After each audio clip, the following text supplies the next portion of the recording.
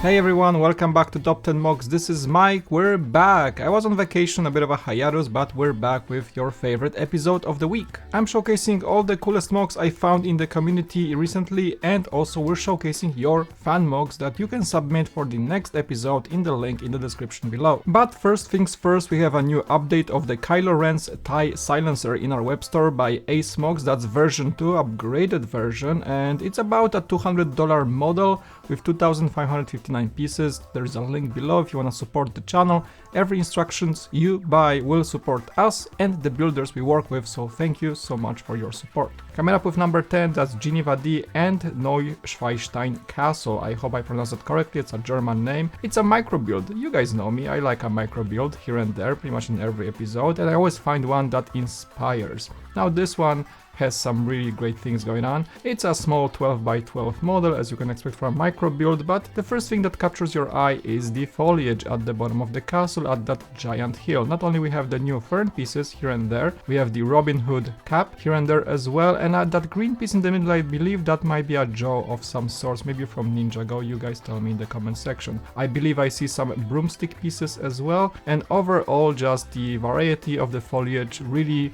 makes this micro build pop. A little higher up we have the waffle pieces in 1x1 tiles encasing the front gate, and a lot of other small elements including cogs to accentuate the towers and the pinnacles of the castle. Not sure what the main tower is made of. Is that the teacup somewhere there? There's a really nice part combination here, but overall with the very small amount of pieces, clever piece usage and clever shaping, this castle lives up to a big castle even though it's only 12 by 12. Well done, Geneva D. Up to number 9 we have not one but two MOCs from Rubblemaker. On the left there is the Blacktron Crysalis, and on the right there is the Blacktron Typhoon.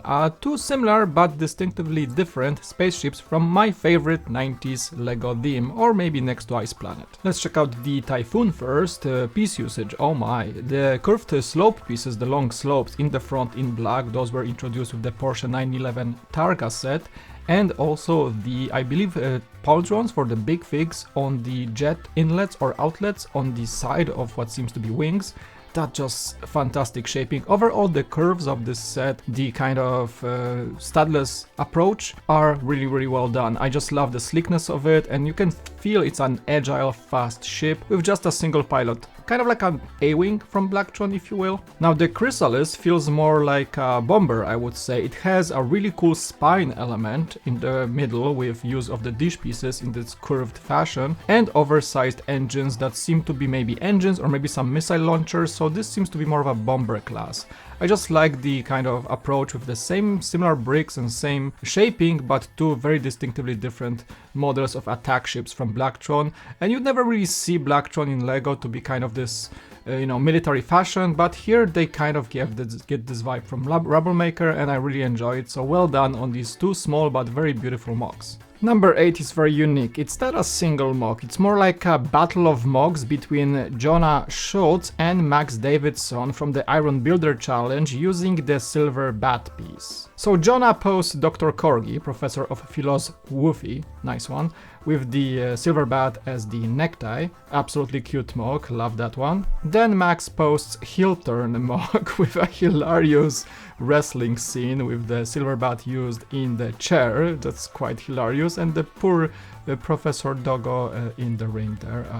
Don't wanna know what happens next. And after that, Jonah wasn't having any of it and posts silly kitty MOC with the silver bat as his whiskers, and just a hilarious scene altogether. Plus, just honorable mention, Jonah also posted this skyscraper isometric shot with the silver bat in this same challenge that kind of looks cool, like something from SimCity maybe. And Max posed this beautiful table scene with two burgers, fries with the use of claw pieces, that's incredible, and the bat is used in the back of those high chairs. Just love the overall interaction between these two builders and the use of the bat piece in the most magnificent ways. And if I see a fun pattern like this between two talented builders, I will definitely put it in the top 10 MOCs whenever I can, so hope you guys enjoyed that. Going up to number 7, we're getting a little more tranquil. By Legonerdphotos we have Tranquility, a build for Biocap round 3.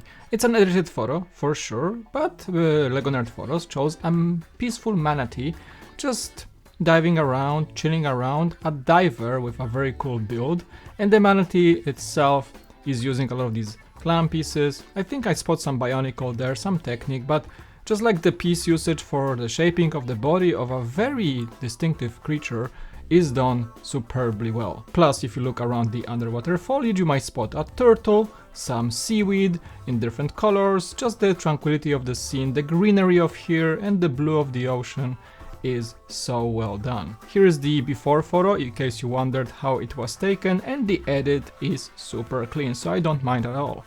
Number 6 is a big pile of machinery by Felber. The MOC is called Piggyback, and I don't know much about high-end gigantic mining equipment, but apparently this is the ONK RH120C excavator on top of the Terex 33-19 Titan mining dump truck. The excavator looks to me like the Liber R9800 from Lego Technic that was a set some time ago, but overall I chose this MOC for its pure sheer scale. It's gigantic, it's brick built, which I appreciate. I do like brick built vehicles, so not much technique there. There's an actual real picture next to the MOC, so people can believe that there was an actual thing of such a setup of mining vehicles. The excavator alone weighs 210 tons. Imagine the scale, imagine the engineering required to make this all work. Super cool MOC, brick build, shaping done great without much technique, so that's a feat in itself, and I appreciate Felber for providing such MOC. Plus you can check out his profile for all the other giant awesome vehicles if you want to learn about some cool equipment. Number 5 is an insane MOC, or rather two characters by Toni A, Ekimu and Makuta from Bionicle, kind of recharacterization of the characters. For a layman in Bionicle terms, I just appreciate the quality of the build, not necessarily any accuracy, so give me a little break here. Ekimu, I guess that's the big guy right here, superb build for the chest, so many pieces, hoses, pipes, that's one thing. Then there's this kind of a belt thingy with translucent pieces in circular fashion in the belly area. Then you have chains down below and some foliage elements in gold. The organic sort of look of the armor, body features of this character is striking. Hands are incredible, and there's this kind of floating batwing thing is cool on this. I don't know how he built this, the translucent blue pieces inside that chain of gold, or that kind of root of it looks like a roller coaster. I don't know what it is, just incredible. And then the bionicle mask on the skull thingy, right? And then Makuta on the left, right? Much sleeker character with some monster's head severed in the arms. Sleeker for sure, same kind of design. Maybe those are rubber rings, O-rings, rubber O-rings, I don't know. For the hands, wings in the back, and a really cool design with the white blade pieces around the neck, plus the head just looks striking. Overall, the presentation, the little background edit looks superb in this MOC, and I just cannot stop gazing at it, honestly. So I don't even know if the place I gave it is accurate. I think it should be higher perhaps, but again, all these places in the top 10 MOCs episodes are always subjective. So if you love this MOC, that can be totally your number 1. Number 4 is yet another creature feature of this top 10 MOCs episode. By Woomy World, we have Burnout Incarnate Final Phase. Now that is the final boss submission for the BioCup 2024 finals, and it's a MOC that's pretty much as striking as the previous one. We have two phases of the MOC, the lower portion being a stone face enflamed in flames on a pedestal, which is a super cool feature of its own, but then we have this black, incredibly shaped creature with screaming expression and head on fire at the top, which is absolutely thumbnail material. I just love how this looks.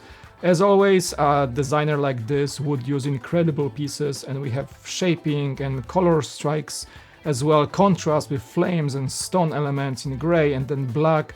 It's just a great combination, great composition overall, an art of Lego, if you will, in my opinion. That can be a trophy, the way this is designed, the way the format works here. This can be a statuette, a creature feature of you can place on your shelf next to, say, a sideshow, large, expensive, collectible, right, or something like that. It's just amazing. Looking at these MOCs, I sometimes kind of baffle myself, thinking how in the world would you achieve such a thing in Lego. But here we are, Woomy World did it and took number 4. Number 3 you have Huynh, I hope I pronounced that right, with a Chinese Noodle card.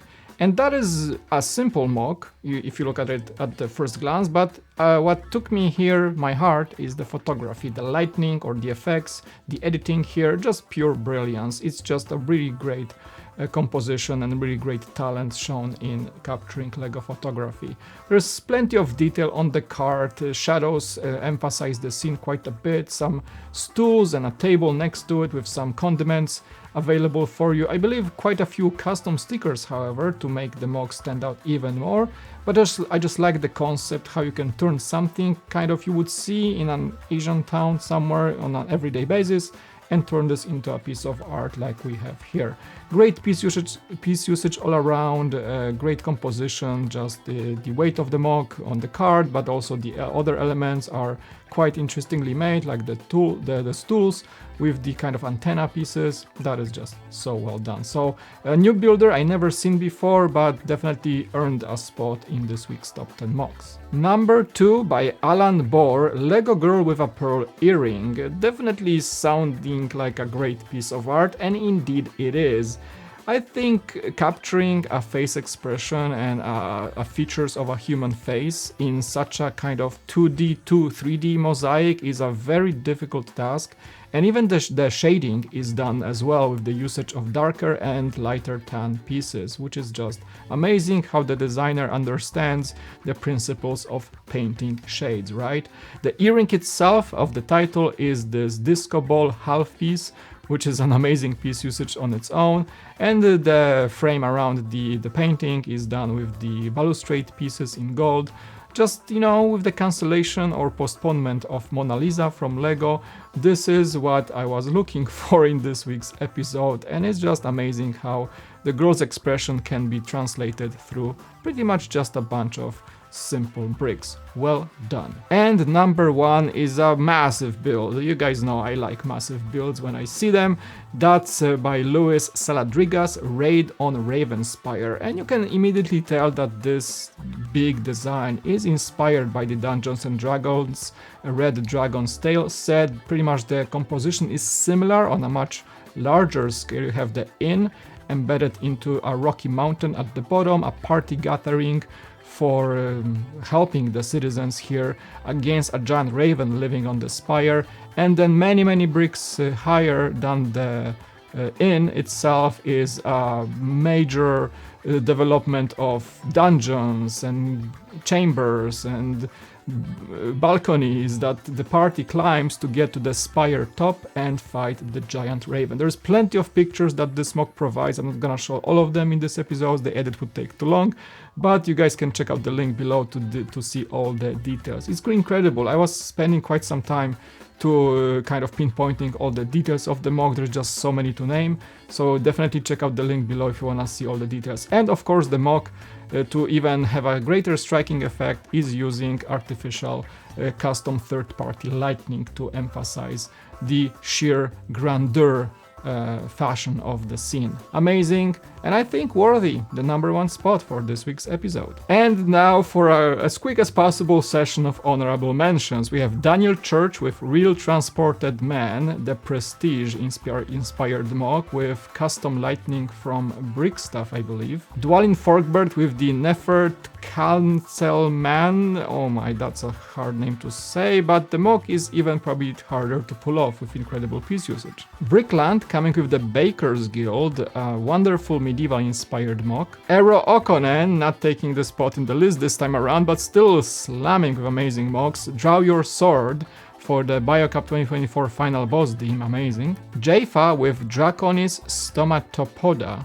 Wow, another difficult name to say, but again, colorfulness could be also maybe in the thumbnail. I don't know, you'll see. A Brick Dreamer coming with the Batman Begins Tumblr diorama going through a waterfall. James Zahn with a space cargo ship with Technic touch to it. Quite surreal scene by Pan Noda, the Beach Room, very striking and very kind of makes you think, right? Velociraptor with II, the omnivore subtheme of the BioCup. Gus with the Croco House. I was really debating if I should put this one on the list, but definitely an honorable mention. Iggs coming with Tabaris the Never Ending, lovely creature feature yet again. John Tucker with Scene 3 the Betrayal, a very difficult mock to pull off. Blue Skinned Beast with LL313 Cole Santh as classic space scene, if you will. Kale Frost with 8-hour space base, that took 8 hours to build, very impressive. All Mokist with the Yellow Castle, a nod to the classic Yellow Castle shot from one of the old catalogs of LEGO. Ruru coming with a Peregrine class frigate, a delightful microscale spaceship. Nathan Hack or Hake with Bionicle Exoforce lineup. Ledamu 12 with a LEGO Oblivion Bubbleship 2.0 from the Tom Cruise movie. Azayah Kepner with Hail the Victorious Dead, a Lord of the Rings inspired mock. DW MOCs, a Bedouin Path well worn with incredible camel build, especially for the head, love that one. TE Brickworks with Castle Siege Battle, a Smash Bros inspired mock I think I might have seen on Brickworld. Forlorn Empire with incredible mosaic, or rather a display of Into the Dungeon depths.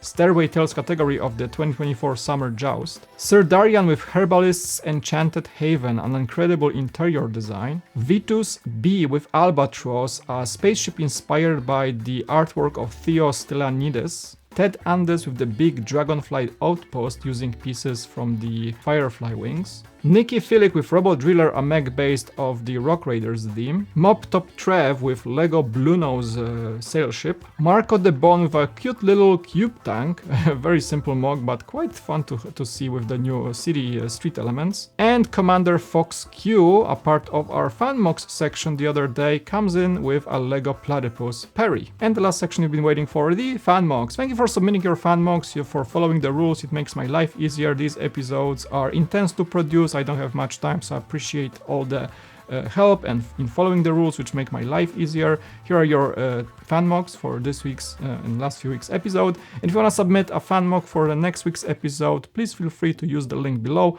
All the rules should be clearly explained as you go through the submission. Thanks so much for watching. It was Mike. Enjoy the fan mocks and see you in the next episode.